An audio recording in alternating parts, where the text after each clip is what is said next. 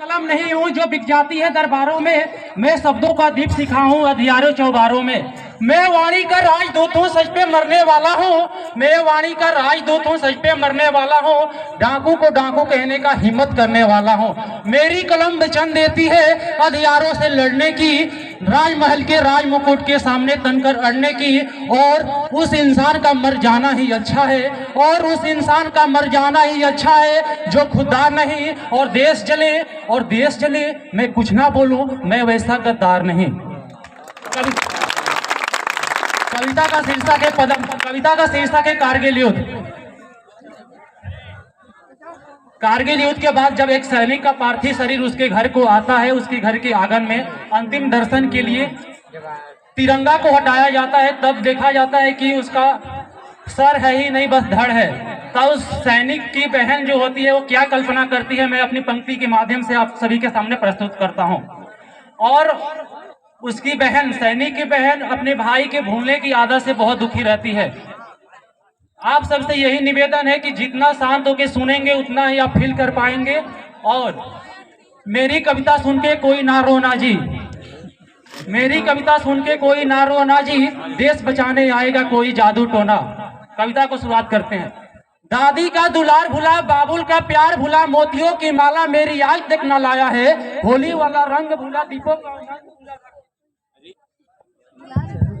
होली वाला रंग भूला, दीपों का उमंग भूला, राखी के त्योहार बार बार बिसराया है। भाभी मेरी भैया तो जन्म से भुलक्कड़ था, आज भी उसी आदत को फिर से दूर आया है। जाते समय मैया का आशीष लेना भूल गया, आते समय रणथल में शीश भूल आया है।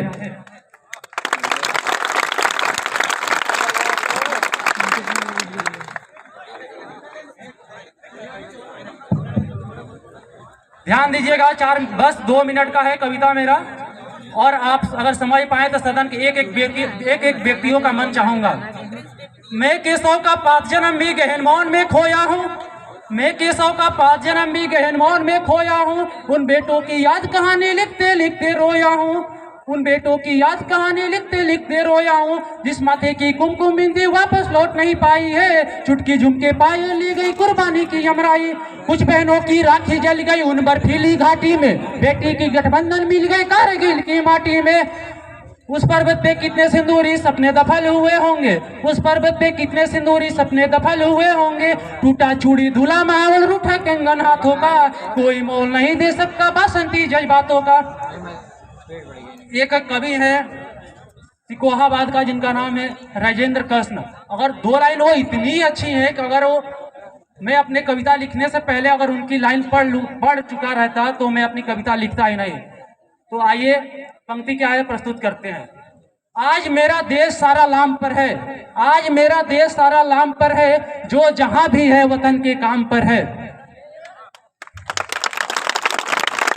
उसको भी मीठी नींदों की करवट याद रही होगी, उसको भी मीठी नींदों की करवट याद रही होगी। खुशबू में डूबी यादों की सलवट याद रही होगी।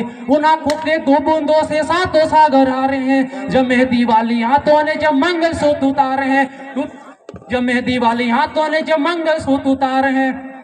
गिली मेहंदी रोई होगी छुपके घर के कोने में, ताजा काजल छूटा होगा उन आंखों के रोने में।